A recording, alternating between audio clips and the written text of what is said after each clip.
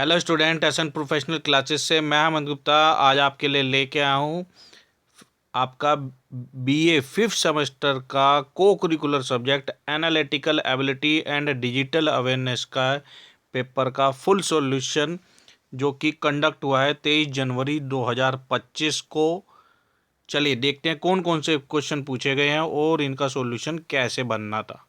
तो सबसे पहले आपसे क्वेश्चन पूछा गया है स्टूडेंट्स, 99 यात्री का समूह यात्रा कर रहा है।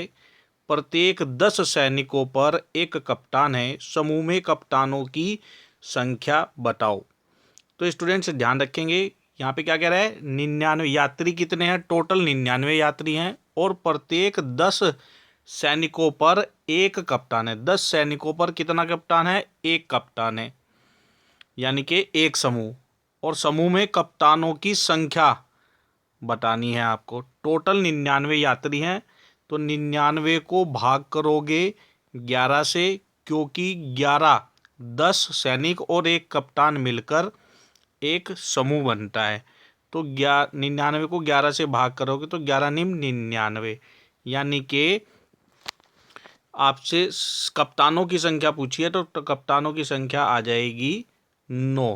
टोटल 9 ग्रुप हैं, प्रत्येक ग्रुप में 10 सैनिक हैं और 10 सैनिकों पर एक कप्तान है। अब आपसे पूछे कि समूह में कप्तानों की संख्या कितनी है, तो कप्तानों की संख्या 9 है, इसका बी आंसर आ जाएगा। इसके बाद नेक्स्ट क्वेश्चन है बेटा, आपसे पेपर में पूछा गया, वह संख्या बताओ जिसे स्वयं से 10 बार जोड़ने पर 55 मिलता है। स्वयं से 10 बार जोड़ने पर 55 कैसे मिलेगा, यानी कि एक बार तो वो खुद की संख्या प्लस उसमें 10 बार उसी संख्या को दोबारा जोड़ेंगे, यानी कि कुल जो है 11 से मल्टीप्लाई करके, जिस भी संख्या में 11 से मल्टीप्लाई करके 55 आएगा वो आपका सॉल्यूशन हो जाएगा। तो 11 चौक 44 आएगा, 11 पंजे 55 आएगा, तो ये हमारा ठीक आ रहा है आंसर। तो ये आ जाएगा बी। क्या कह रहा है कि 5 में अगर हम 10 बार 5 जोड़े, 10 बार 5 का मतलब 50, तो 5 में 50 जोड़ें तो आंसर क्या आ जाएगा, 55। वही बोल रहा है आपसे क्वेश्चन में, वह संख्या बताओ जिसे स्वयं से 10 बार जोड़ने पर 55 मिलता है। तो आंसर आ जाएगा इसका बी 5। चलिए अब इसके बाद नेक्स्ट क्वेश्चन जानते हैं। तो नेक्स्ट क्वेश्चन है हमारा, एक कक्षा में लड़कों की संख्या लड़कियों से 2 गुनी है। लड़कों की संख्या लड़कियों से 2 गुनी है। कौन सी संख्या कक्षा में कुल छात्रों की संख्या को प्रदर्शित नहीं करती है। कौन सी संख्या कुल छात्रों की संख्या को प्रदर्शित नहीं करती है। तो सिंपल सा है बेटा, एक कक्षा में लड़कों की संख्या लड़कियों से 2 गुनी है, यानी कि अगर एक लड़की है तो लड़के कितने हो जाएंगे, 2, तो कुल संख्या कितनी हो जाएगी, 3। अब आपसे क्वेश्चन में क्या कह रहा है कि कौन सी संख्या कक्षा में कुल छात्रों की संख्या को प्रदर्शित नहीं करती है। तो प्रत्येक संख्या को हम 3 से, टोटल लड़के और लड़कियों से भाग करेंगे। भाग करके अगर पूरी वैल्यू निकल के आ रही है तो वो संख्या रिप्रेजेंट करती है, और अगर पॉइंट में वैल्यू निकल के आ रही है तो संख्या प्रदर्शित नहीं करती है। तो 12 को 3 से भाग करेंगे तो आंसर क्या आएगा, 4 रिप्रेजेंट करती है ना। 4 लड़कियां और 8 लड़के, 4 और 8 12, ठीक है। फिर 18 को 3 से भाग करेंगे तो रिजल्ट क्या आएगा, 6। 6 लड़कियां और 12 लड़के, 12 और 6 18, ये भी रिप्रेजेंट करती है। फिर इसके बाद क्या कह रहा है, 24। 24 को 3 से भाग करेंगे तो क्या आएगा, 8। 8 या 24, 8 क्या हैं, लड़कियां हैं, और लड़कियों से 2 गुने कितने हैं, लड़के हैं। क्वेश्चन में कह रहा था ना, एक कक्षा में लड़कों की संख्या लड़कियों से 2 गुनी है। अगर 8 लड़कियां हैं तो 16 लड़के, 16 और 8 24, यह भी ठीक है। 26 को 3 से भाग करेंगे तो आंसर क्या आएगा, 8.66। यह सही रिप्रेजेंट नहीं करता। क्वेश्चन में यही पूछा है कि कौन सी संख्या कक्षा में कुल छात्रों की संख्या को प्रदर्शित नहीं करती है। तो आंसर आ जाएगा आपका 26। ऑप्शन नंबर डी इसका करेक्ट आंसर हो जाएगा। चलिए अब इसके बाद नेक्स्ट क्वेश्चन जानते हैं। नेक्स्ट क्वेश्चन है हमारा, कंप्यूटर में अंकगणितीय व तार्किक सभी कार्यकलाप डैश द्वारा किए जाते हैं। किसके द्वारा किए जाते हैं? ALU द्वारा किए जाते हैं। ऑप्शन नंबर ए इसका करेक्ट आंसर आ जाएगा। ALU का मतलब होता है अर्थमेटिक लॉजिक यूनिट। आपसे फुल फॉर्म भी पूछी जा सकती है, तो उसके पॉइंट ऑफ व्यू से ध्यान रखेंगे। अर्थमेटिक लॉजिक यूनिट इसका करेक्ट आंसर है। और CU की जो फुल फॉर्म होती है वो होती है बेटा कंट्रोल यूनिट। चलिए अब इसके बाद नेक्स्ट क्वेश्चन जानते हैं। नेक्स्ट क्वेश्चन है हमारा, इनमें से कौन सा CPU का अवयव नहीं है? Which among the following are the components of CPU? इनमें कौन सा CPU का अवयव है? CPU का कंपोनेंट कौन सा है? तो इसका जो करेक्ट आंसर आएगा वो आएगा ALU and CU, arithmetic logic unit और कंट्रोल यूनिट। ये जो है CPU के पार्ट है। इसके अलावा इसमें प्रोसेसर रजिस्टर्स भी शामिल होता है। अगर यहाँ तो क्वेश्चन के हिसाब से ALU एंड CU आएगा आंसर, लेकिन यदि आपके एग्जामिनेशन में प्रोसेसर रजिस्टर भी आए तो वो भी शामिल कर लेना, वो भी CPU के पार्ट होते हैं। चलिए अब इसके बाद नेक्स्ट क्वेश्चन आपसे पूछा गया है, कंप्यूटर सिस्टम का दिमाग किसे कहा जाता है? Which is called the brain of a computer system? तो बेटा CPU को कंप्यूटर सिस्टम का दिमाग कहा जाता है। ऑप्शन नंबर बी इसका करेक्ट आएगा। अब इसके अलावा UPS क्या होता है? आपको फुल फॉर्म भी पता होनी चाहिए बेटा। CPU की तो हर कोई बता देगा, सेंट्रल प्रोसेसिंग यूनिट, लेकिन UPS का भी ध्यान रखना है। UPS की भी फुल फॉर्म पूछी गई है एग्जामिनेशन में, तो इसकी फुल फॉर्म होती है अनइंटरप्टेड पावर सप्लाई, बिना रुके पावर सप्लाई प्रदान करना। CPU और ALU की हमने फुल फॉर्म आपको ऑलरेडी बता दी है। इसके अलावा आपको एक अन्य याद होनी चाहिए। CPU की तो अक्सर पता होती है, लेकिन आपको GPU की अगर बात करें तो यह भी कभी कभी एग्जामिनेशन में, कॉम्पिटिटिव एग्जाम में पूछी गई है। कंप्यूटर से संबंधित फुल फॉर्म यह आपको पता होनी चाहिए। हम पेपर का सॉल्यूशन देख किस ले रहे हैं? अपने आने वाले एग्जाम की प्रिपरेशन के लिए, तो हाथ के हाथ सजेस्टेड क्वेश्चन भी करते हुए चलें। GPU की फुल फॉर्म होती है बेटा ग्राफिक्स प्रोसेसिंग यूनिट। ध्यान रखेंगे, graphics processing unit, note down कर लेंगे। अब इसके बाद नेक्स्ट क्वेश्चन पूछा गया है, कंप्यूटर का आविष्कार किसने किया था? Who invented computer? तो चार्ल्स बेबेज को फादर ऑफ कंप्यूटर भी कहा जाता है, क्योंकि इन्होंने कंप्यूटर का आविष्कार किया था। ऑप्शन नंबर ए इसका करेक्ट आंसर आ जाएगा। चलिए अब इसके बाद नेक्स्ट क्वेश्चन जानते हैं बेटा। नेक्स्ट क्वेश्चन है, माइक्रोसॉफ्ट वर्ड एक उदाहरण है, तो यह किसका है? एप्लीकेशन सॉफ्टवेयर का। ऑप्शन नंबर बी इसका करेक्ट आंसर हो जाएगा। इसके बाद नेक्स्ट क्वेश्चन है बेटा, इंटरनेट क्या है? What is internet? तो ये क्या है कि पूरे विश्व में कंप्यूटर को जोड़ने वाला एक नेटवर्क है। Network connecting computers all over the world is internet. Option number B इसका करेक्ट आंसर है। चलिए इसके बाद नेक्स्ट क्वेश्चन है, जंक ईमेल कौन से फोल्डर में है?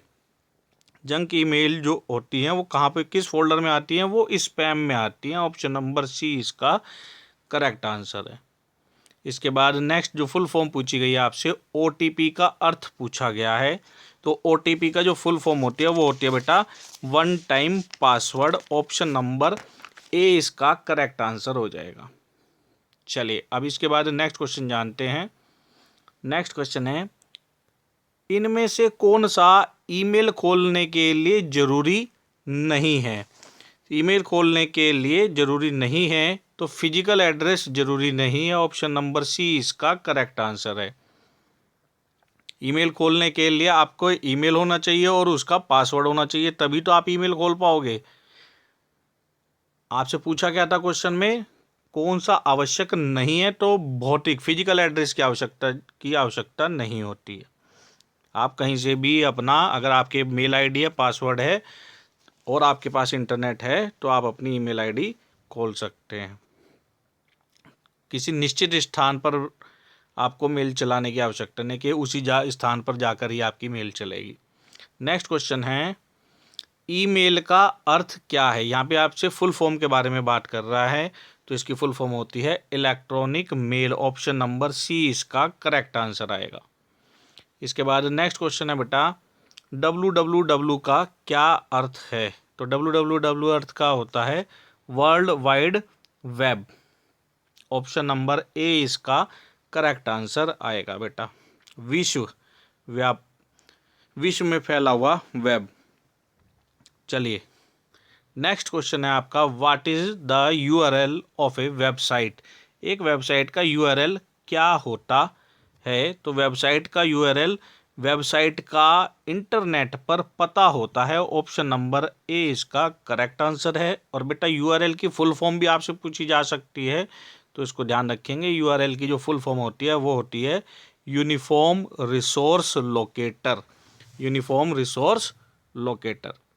चलिए अब इसके बाद नेक्स्ट आपसे बेटा एग्जाम में क्वेश्चन पूछा गया है, यदि शब्द थर्मोमीटर का प्रत्येक दूसरा वर्ण हटा दिया जाए तो दाएं से तीसरा वर्ण क्या होगा। तो बेटा दाएं से तीसरा वर्ण क्या होगा, इसके अंदर एम होगा। ऑप्शन नंबर सी इसका करेक्ट आंसर है। एम कैसे होगा, इसमें क्वेश्चन में आपसे कह था कि प्रत्येक दूसरा वर्ण हटा दिया जाए।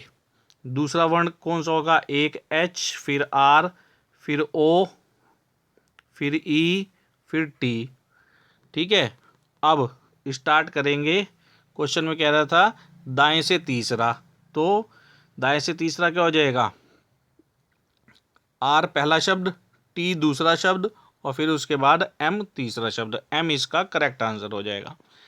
चलिए अब नेक्स्ट क्वेश्चन जानते हैं। तो नेक्स्ट क्वेश्चन कह रहा है, वर्णमाला के व्युत्क्रम में वर्ण ओ के ठीक बाद कौन सा अक्षर आएगा। तो बेटा क्या कह रहा है, वर्णमाला के व्युत्क्रम में कंटिन्यूएशन में ओ के ठीक बाद क्या आएगा।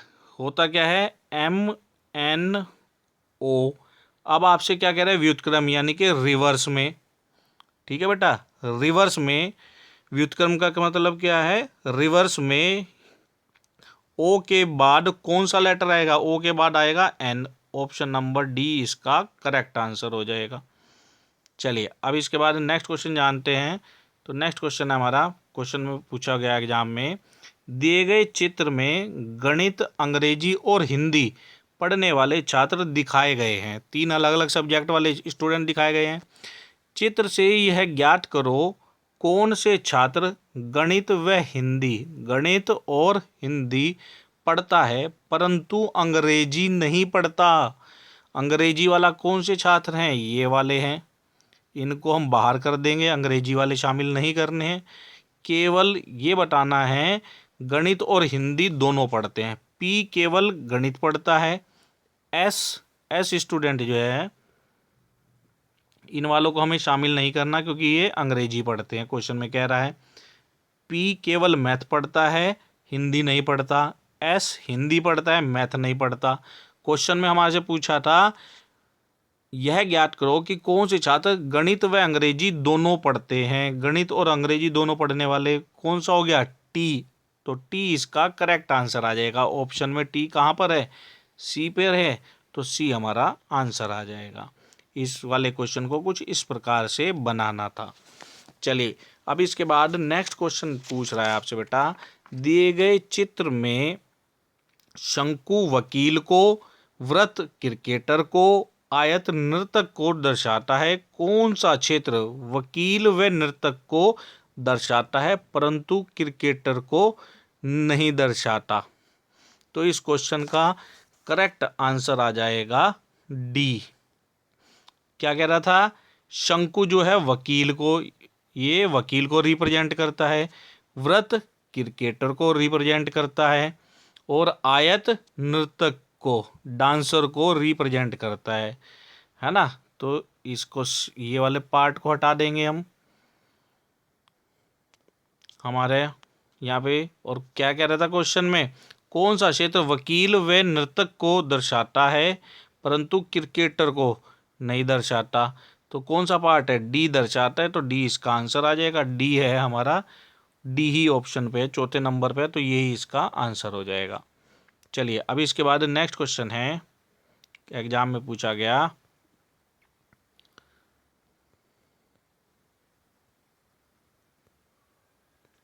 तीन व्रत स्नातक, स्नातकोत्तर और अधिकारी को दर्शाते हैं। कौन सा भाग सभी अधिकारियों को दर्शाता है जो स्नातक व स्नातकोत्तर सभी हैं, जो स्नातक और स्नातकोत्तर सभी है, हमारे को ये बताना है आपको बेटा। ये आपको एक इमेज दी गई है, इसमें तीनों लेवल किसके अंदर रिप्रेजेंट कर रहे हैं, कौन तीनों को रिप्रेजेंट कर रहा है इसके अंदर, तो जी, आप ध्यान से देखिए, ये जो जी फिगर है यह तीनों ही सर्कल के अंदर आ रही है, तो यही इसका आंसर हो जाएगा, ऑप्शन नंबर सी। ये अधिकारी भी हैं, ग्रेजुएट भी हैं और पोस्ट ग्रेजुएट भी हैं। चलिए अब इसके बाद नेक्स्ट क्वेश्चन है, कंप्यूटर से फाइल को सर्वर पर रखना क्या कहलाता है। Putting files to the server from your computer is, ये क्या कहलाएगा, ये अपलोडिंग कहलाएगा बेटा, अपलोडिंग। ऑप्शन नंबर बी इसका करेक्ट आंसर है।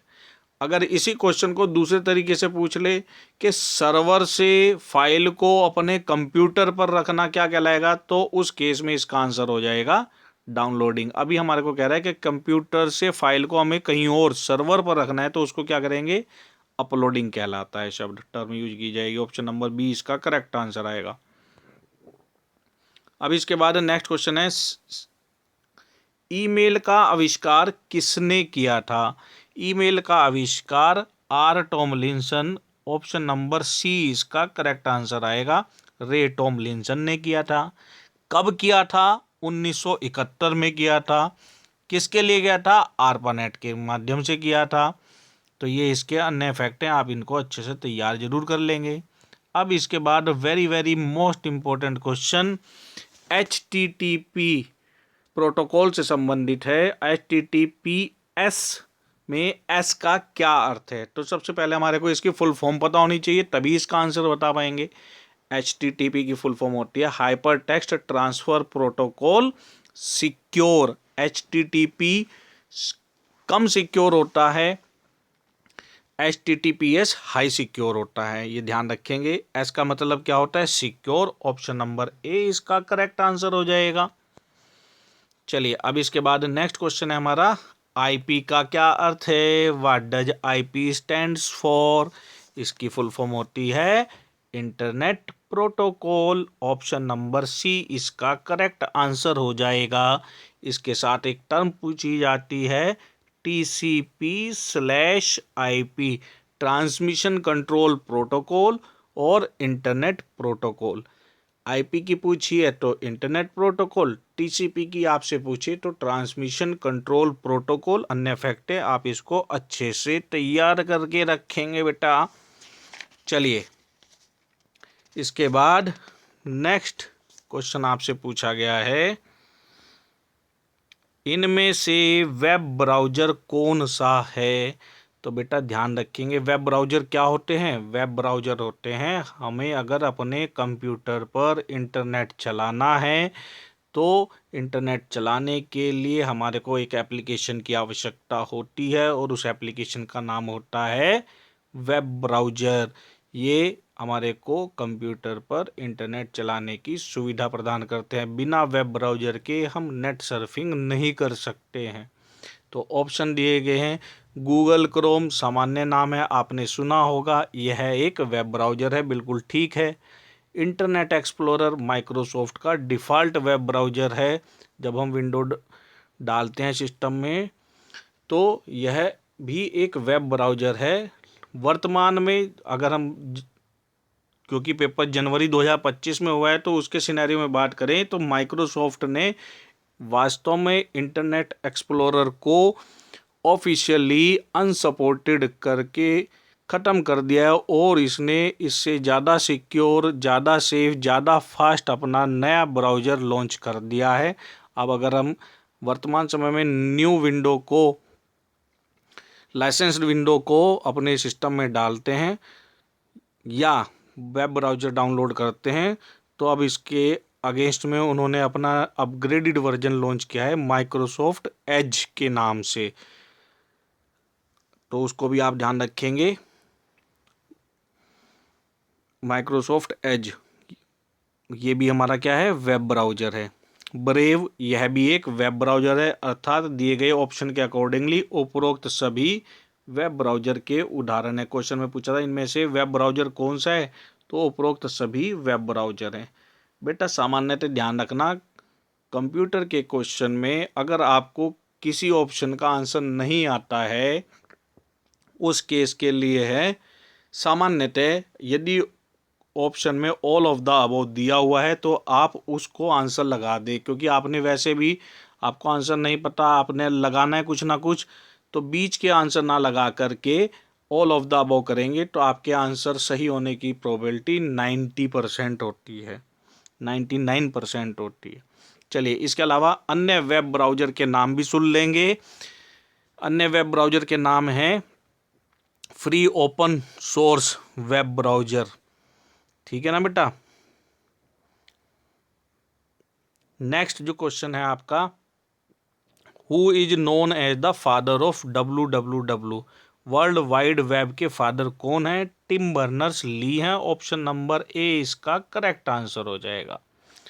अच्छा, वेब ब्राउज़र की बात कर रहे थे तो डक डक गो भी हमारा एक वेब ब्राउज़र है, हालांकि यह इतना प्रचलित नहीं है, लेकिन आप इसको ध्यान रख लेंगे। मोजिला फायरफॉक्स, ये भी एक वेब ब्राउज़र ही है। चलिए, इसके अलावा नेक्स्ट आपसे क्वेश्चन पूछा गया, लैन का क्या अर्थ है? Local area network. Option number B इसका करेक्ट आंसर हो जाएगा। नेक्स्ट क्वेश्चन है 28, इसमें कह रहा है वेब पेज के समूह को क्या कहते हैं? इसको हम वेबसाइट कहते हैं बेटा। ऑप्शन नंबर ए इसका करेक्ट आंसर हो जाएगा।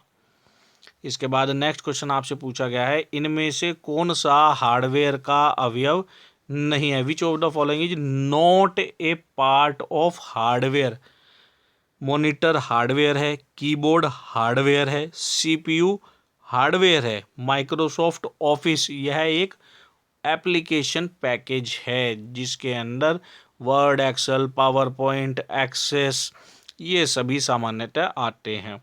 तो ध्यान रखेंगे, इस क्वेश्चन के अकॉर्डिंगली इसका आंसर जो है ऑप्शन नंबर डी आएगा। ये हार्डवेयर कंपोनेंट नहीं है, यह एक सॉफ्टवेयर है।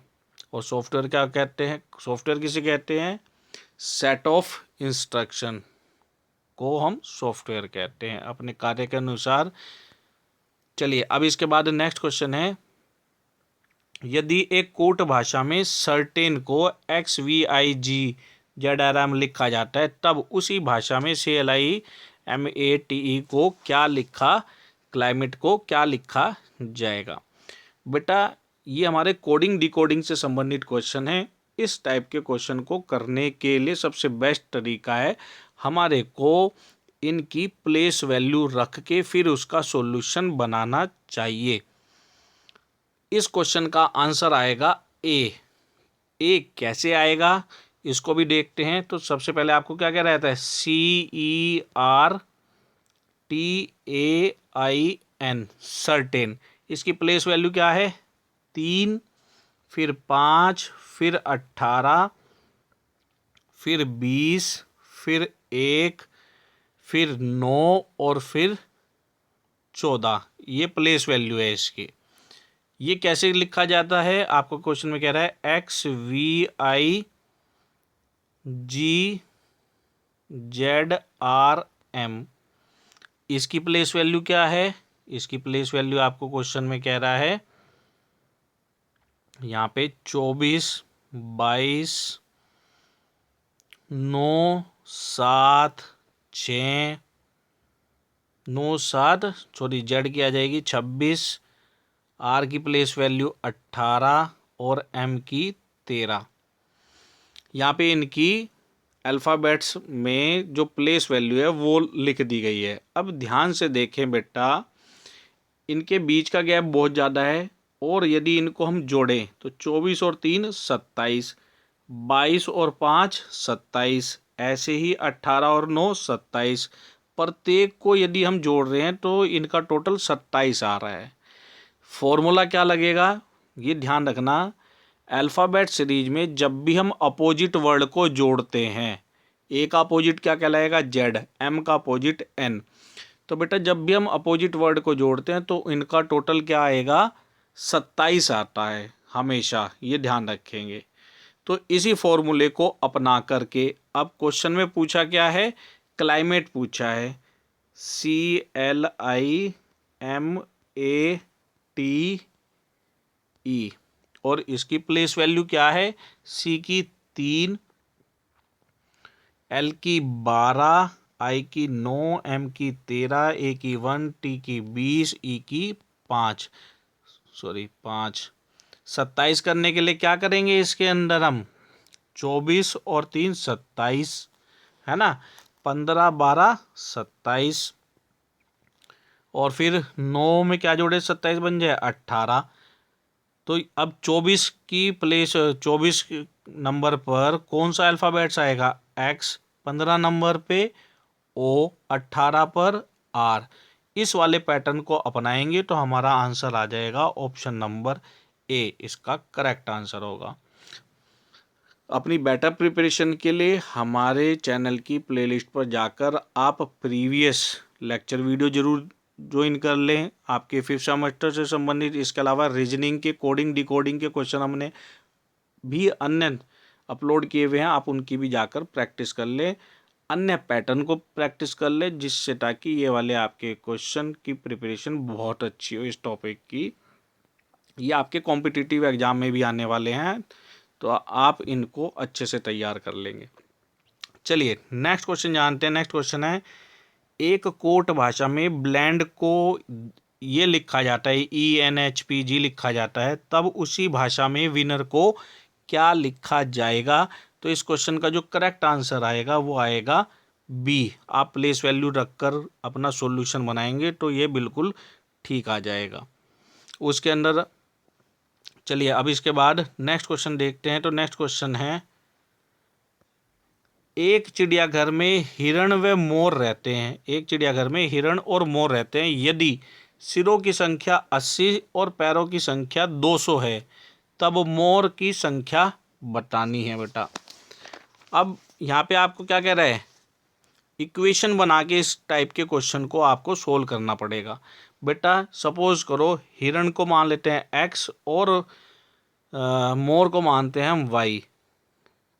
हिरण और मोर, ठीक है, इनके पैर और हाथ भले ही अलग हो लेकिन सिर तो दोनों प्राणियों का एक होता है। हिरण का भी एक सिर होता है और मोर का भी एक सिर होता है। तो यहाँ पे क्या कह रहे हैं, सिरों की संख्या x और y, हिरण और मोर के सिरों की संख्या दोनों की कितनी है, 80 है। अब डिफरेंस कहाँ आता है, डिफरेंस आता है हिरण के 4 पैर होते हैं और मोर के 2 पैर होते हैं, है ना बेटा। तो इसके अनुसार हमने हिरण कौन सा माना, x, तो इसके कितने हो जाएंगे 4 पैर, तो 4x प्लस 2y बराबर किसके हो जाएंगे 200 के। ये इक्वेशन बनाकर आप सोल्व करेंगे तो आपका सॉल्यूशन निकल के आएगा, हिरण की संख्या 80 और मोर की संख्या 120। हिरण की संख्या जब आप इसका सॉल्यूशन बनाएंगे तो हिरण की संख्या तो आएगी बेटा 20, हिरण की संख्या आएगी 20 और मोर की संख्या आएगी 60, तभी तो इन दोनों का टोटल हो जाएगा 80।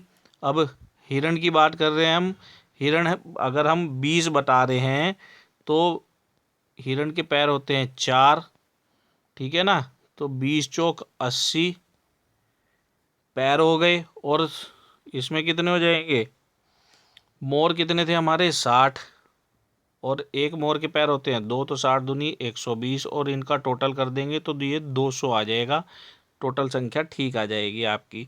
अब क्वेश्चन में हमारे से क्या पूछा है, क्वेश्चन में पूछा है तब मोर की संख्या बतानी है, मोर कितने थे हमारे 60, तो 60 इसका आंसर आ जाएगा, ऑप्शन नंबर डी इसका करेक्ट आएगा। चलिए अब इसके बाद नेक्स्ट क्वेश्चन जानते हैं। तो नेक्स्ट क्वेश्चन है हमारा, इनमें से कौन सी इनपुट डिवाइस है? बेटा सही आंसर जानने के लिए पहले हमारे को इनपुट डिवाइस का मतलब पता होना चाहिए। इनपुट डिवाइस किसे कहते हैं? इनपुट डिवाइस उस डिवाइस को कहते हैं जिसके माध्यम से कंप्यूटर में सूचनाओं को प्रवेश कराया जाता है, एंटर कराया जाता है। कंप्यूटर में सूचनाएं कैसे डाली जाती है? कीबोर्ड का यूज करके हम डेटा को एंटर करते हैं, क्या हम टाइप करना चाह रहे हैं, और माउस से भी हम कंप्यूटर में इंस्ट्रक्शन देते हैं, क्या काम करना है, क्या नहीं करना है, पेंट बनाना है। तो ये दोनों ही क्या है, हमारे इनपुट डिवाइस है। इसके अलावा अन्य कोई ऑप्शन नहीं दिया हुआ, तो ए और बी दोनों आंसर आ जाएगा। ऑप्शन नंबर सी इसका करेक्ट आंसर है। चलिए अब इसके बाद नेक्स्ट क्वेश्चन जानते हैं। तो नेक्स्ट क्वेश्चन है हमारा, इनमें से कौन सा एक एंटीवायरस प्रोग्राम का प्रकार है? एंटीवायरस क्या होता है? एंटीवायरस हमारे कंप्यूटर में वायरस को आने से बचाव करने का कार्य करता है। और कंप्यूटर में वायरस का जो मुख्य स्रोत होता है आने का, मुख्य कारण क्या होता है? एक तो इंटरनेट होता है, और उससे भी ज़्यादा, सपोज करो हम कंप्यूटर में इंटरनेट नहीं चला रहे, इंटरनेट का कनेक्शन नहीं है, लेकिन फिर भी उसमें वायरस आने के सबसे बड़ा चांस किसके माध्यम से रहता है? एक्सटर्नल डिवाइस जो कंप्यूटर से कनेक्ट करते हैं, जैसे कि पेन ड्राइव। एक इन्फेक्टेड कंप्यूटर से दूसरे सिस्टम में अगर हम पेन ड्राइव डाल रहे हैं तो वहाँ पे वायरस के मूव ट्रांसफ़र होने की संभावना ज़्यादा रहती है। तो कंप्यूटर में वायरस प्रवेश ना करे उसके लिए हम उसके अंदर एंटीवायरस प्रोग्राम को इंस्टॉल करते हैं। उसी से संबंधित क्वेश्चन है, हमारे से ये पूछ रहा है कि निम्न में से कौन सा एंटीवायरस प्रोग्राम का प्रकार है, यानी कि एंटीवायरस प्रोग्राम है।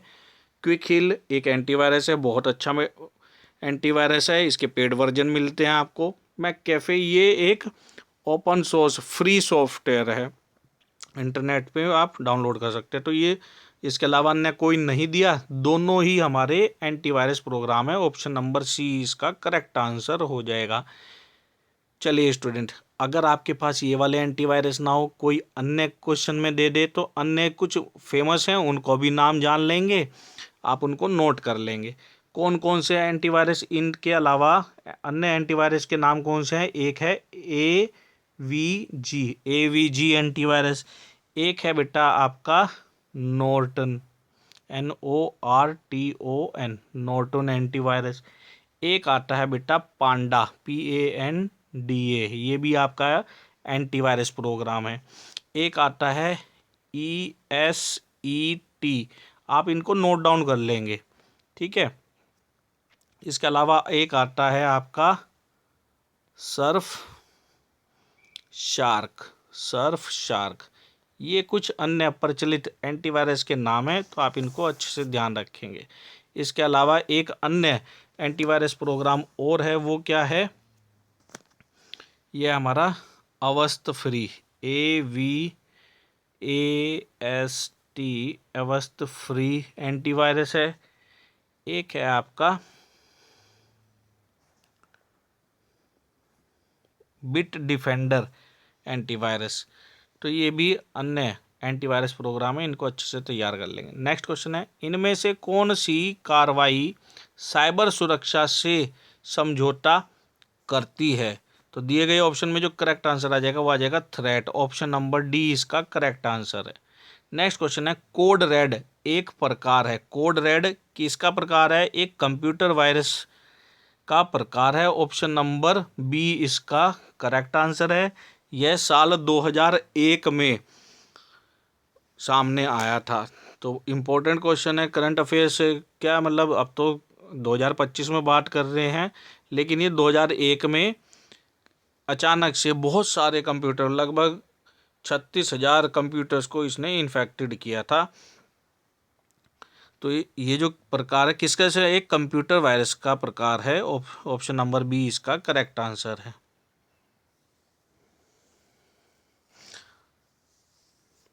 इसके अलावा एक अन्य इम्पोर्टेंट टर्म आपको याद होनी चाहिए, साइबर स्पेस जो टर्म है ये किसने कॉइन की थी? तो ये विलियम गिब्सन ने की थी, आपको ये ध्यान होना चाहिए। चलिए इसके अलावा नेक्स्ट क्वेश्चन है आपका बेटा, दी गई श्रेणी का गायब पद क्या होगा? ये जो बीच में स्पेस है यहाँ पे कौन सा लेटर आना चाहिए? तो बेटा क्वेश्चन में अल्फ़ाबेट स्टार्ट हो रहा है A, फिर ई, फिर आई, फिर आपके पास खाली स्थान दिया हुआ है। ए की प्लेस वैल्यू क्या है 4, फिर ए के बाद क्या आ रहा है ई, ए ई आई, ए की प्लेस वैल्यू क्या है बेटा 1, ई की 5 और आई की 9। ठीक है ना। ये किस पैटर्न पर काम कर रहे हैं, तो ए में 4 जोड़ेंगे तो 4 और 1 5, अगला पद क्या आ रहा है 5, फिर 5 में 4 जोड़ेंगे तो अगला क्या आ रहा है 9। ऐसे ही नेक्स्ट टर्म क्या होगी, 9 में 4 जोड़ेंगे तो 13, 13वें नंबर पर किसकी कौन सा लेटर आएगा एम, तो यहाँ पे करेक्ट आंसर क्या आ जाएगा एम। ठीक है, इसके अनुसार ये आपको पैटर्न पहचानना था, तो एम इसका आंसर आ जाएगा, ऑप्शन नंबर ए इसका करेक्ट आंसर है। नेक्स्ट क्वेश्चन है बेटा, यदि लॉजिकल शब्द को वर्णमाला क्रम में लिखा जाए, लॉजिकल शब्द को वर्णमाला क्रम में लिखा जाए तो कौन सा वर्ण मध्यम में होगा, बीच में कौन सा लेटर होगा। इस क्वेश्चन का जो करेक्ट आंसर है वो है आई।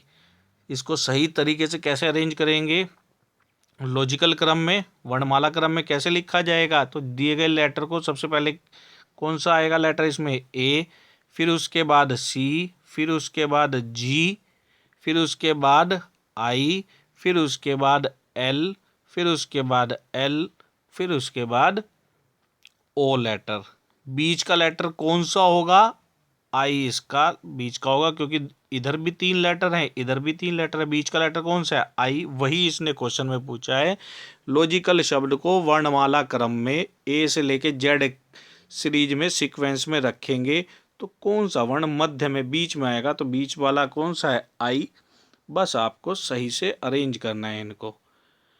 नेक्स्ट क्वेश्चन आपसे पूछा गया है, वर्णमाला में जी वर्ण से ठीक 3 वर्ण पहले कौन सा वर्ण आएगा, तो बेटा जी की प्लेस वैल्यू क्या होती है G7 कंट्री, ट्रिक के माध्यम से याद रखेंगे। जी से ठीक 3 पहले तो -3 करेंगे, 7 में से 3 माइनस करेंगे तो 4, चौथे नंबर पर कौन सा अल्फ़ाबेट आता है ABCD में, तो डी आता है, तो डी इसका आंसर आ जाएगा, ऑप्शन नंबर सी इसका करेक्ट आंसर होगा। चलिए अब इसके बाद नेक्स्ट क्वेश्चन जानते हैं। तो नेक्स्ट क्वेश्चन है बेटा, अस्थमा फेफड़े से संबंधित है, अस्थमा फेफड़े से संबंधित है, तो नेत्र श्लेष्मला यह किससे संबंधित है, तो ये आंखों से संबंधित है, ऑप्शन नंबर सी इसका करेक्ट आंसर हो जाएगा। बहुत ही इजी क्वेश्चन पूछा गया एग्जाम में। चलिए अब इसके बाद नेक्स्ट क्वेश्चन जानते हैं बेटा।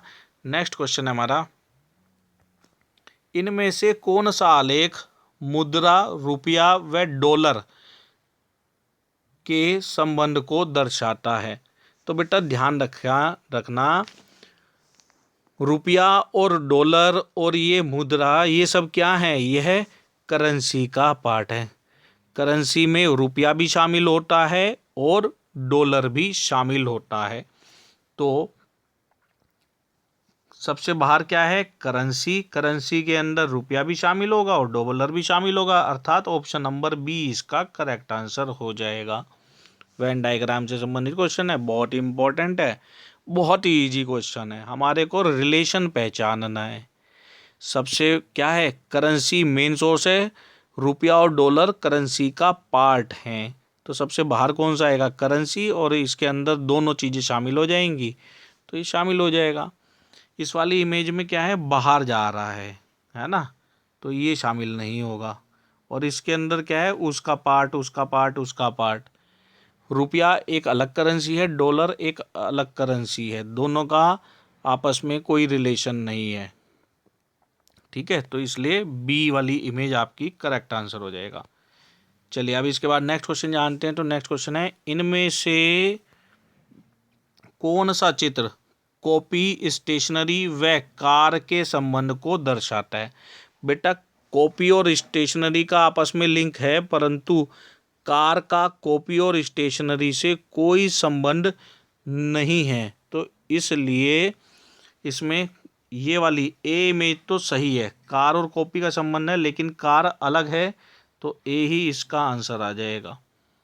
चलिए अब इसके बाद नेक्स्ट क्वेश्चन है, बड़ा ही इंपॉर्टेंट क्वेश्चन है, इन इक्वालिटी कॉन्सेप्ट से संबंधित क्वेश्चन है।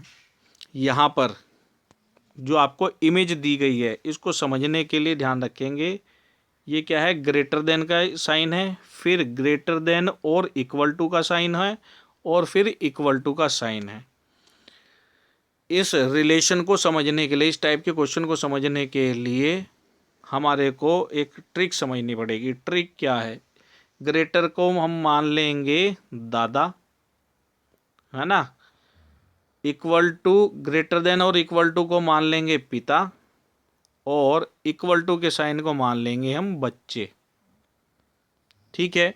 अब बेटा सामान्यतः घर में यदि दादा, पिता और बच्चे हों तो किसकी किसकी चलती है, दादा की चलती है, जो घर में सबसे बड़ा है, घर में सबसे बड़ा है उसकी चलती है। फिर जो उससे छोटा कौन है, पिता, फिर उनकी चलेगी, और फिर सबसे छोटा बच्चे की चलेगी। लेकिन यह ऐसा कभी नहीं होगा कि जब घर में बच्चे भी हैं, पिता भी हैं और दादा भी हैं, पिता की चले, नहीं, दादा की चलती है। यही सामाजिक नियम है। अगर दादा हैं, बच्चे हैं और हम ये कहें पिता की चलती है तो वो रिलेशन गलत हो जाएगा। ऐसे ही दादा हैं, पिता हैं, उनकी ना चल के अगर हम बच्चों को सही कहें तो वो गलत होगा। क्वेश्चन को सोल्व करने के लिए हमें क्या मानना है, सबसे बड़े को वैल्यू देनी है। ठीक है। और साइन का ध्यान रखना है। अगर एक तरफ साइन चल रहे हैं तो उसको एक फैमिली मानेंगे। और इसके अलावा अगर साइन दूसरी तरफ आता है, मुंह का साइज चेंज हो जाता है, तो ये दूसरी फैमिली का मेंबर होगा। ठीक है। दूसरी फैमिली के मेंबर के बड़े की हम अपने परिवार में नहीं चलाएंगे। चलिए इसको सोल्व करने का तरीका जानते हैं, कैसे होगा ये क्वेश्चन सोल्व। यहाँ पे एक रिलेशन दिया गया है, बीच में कोई बाइफर्केशन नहीं दिया, सबसे इजीएस्ट क्वेश्चन है इनइक्वालिटी का। तो यहाँ पे क्या कह रहा है, पी और यू के बीच में, पी और यू के बीच में हमारे को साइन देखने कौन कौन से हैं। ये कौन सा साइन बताया था हमने, पिताजी का, पिताजी दिया गया है पी और क्यू में, फिर क्यू और आर में फिर पिताजी दिए गए हैं, फिर आर और एस में बच्चे दिए गए हैं, फिर एस और टी में फिर पिताजी का रिलेशन है, फिर टी और यू में कौन है, दादाजी हैं। टी और यू के बीच में कौन है, दादाजी का रिलेशन है। सभी एक ही दिशा में मूव कर रहे हैं। ठीक है बेटा। चलेगी किसकी, दादा की चलेगी, जो सबसे बड़े हैं दादा की चलेगी। तो पी और यू के बीच में दादा भी आ रहे हैं, और यहाँ पे क्वेश्चन में क्या कह रहा है, पिताजी, तो यह रिलेशन गलत हो जाएगा। अब इसके बाद P और U में किसकी चलनी थी, अगला पॉइंट क्या दिया गया है, P और U में दादाजी, ग्रेटर देन का साइन है, ये वाला ऑप्शन बिल्कुल ठीक है। क्वेश्चन क्या कह रहा है, ऑप्शन कौन से दिए गए थे हमारे को, ओनली कंक्लूजन वन फॉलो नहीं होगा, क्योंकि यह गलत है। इसमें कह रहा है पिताजी की चला रहे हैं, तो यह वाला गलत हो जाएगा। फिर दूसरे ऑप्शन में क्या कह रहा है, कंक्लूजन टू फॉलो ओनली, बिल्कुल ठीक है, कंक्लूजन 2 फॉलो किया जाएगा, क्योंकि इसमें रिलेशन किसका है, इसमें बड़े की, घर में बड़ा कौन है, दादाजी, उसका सिंबल रिप्रेजेंट कर रहा है। इसको, इस इनइक्वालिटी के क्वेश्चन को, सिंबल को दादा, पिता और बच्चे के नाम से इम्प्लीमेंट करके सोचेंगे तो आंसर इजीली बना पाएंगे। तो यह ऑप्शन ठीक है, इसमें ऑप्शन नंबर बी इसका करेक्ट आंसर आएगा। चलिए अब इसके बाद नेक्स्ट क्वेश्चन देखते हैं। तो नेक्स्ट क्वेश्चन है हमारा, भारत, चंडीगढ़, मध्य प्रदेश और इंदौर को निम्न इमेज में से कौन दर्शाता है। तो ध्यान रखेंगे बेटा, भारत के अंदर चंडीगढ़, मध्य प्रदेश और इंदौर शामिल हैं, लेकिन यह ध्यान रखना है बेटा, मध्य प्रदेश के अंदर इंदौर आता है। इंदौर किसका भाग है? मध्य प्रदेश का है। तो इमेज कौन सी ऐसी है जो इस चारों को रिप्रेजेंट करती है? इमेज सी इसका करेक्ट आंसर आएगा। ये जो बाहर गोला है इसको हम मान लेंगे भारत। भारत के अंदर चंडीगढ़ है एक शहर, ये वाला साइन कह देंगे। फिर उसके बाद कह रहा है मध्य प्रदेश, बाहर वाला गोला इसके अंदर, और जो इसके भी अंदर गोला है उसको हम बोल देंगे मध्य प्रदेश। ये वाली इमेज बिल्कुल सही रिप्रेजेंट कर रही है। ऑप्शन नंबर सी इसका करेक्ट आंसर आ जाएगा। अब इसके बाद नेक्स्ट क्वेश्चन की बात करें तो नेक्स्ट क्वेश्चन आपसे पूछ रहा है, यदि बैट को 21-21 लिखा जाता है तो कैट का मतलब क्या होगा? इसको रिप्रेजेंट करते हैं BAT।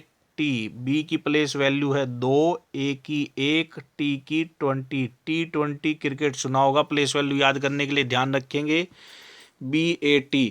देखने में हमारे को दिख रहा है 21-20, लेकिन कोड में प्रदर्शित किया गया है 21-21, यानी कि एक को रिप्रेजेंट इसके अंदर जोड़ दिया गया है लास्ट में। इसी फॉर्मूले को अपनाते हुए CAT जब हम लिखेंगे तो सी की प्लेस वैल्यू क्या है? 3, 1 और 20।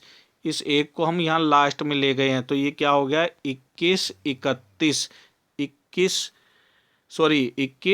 21 आएगा यहाँ पर।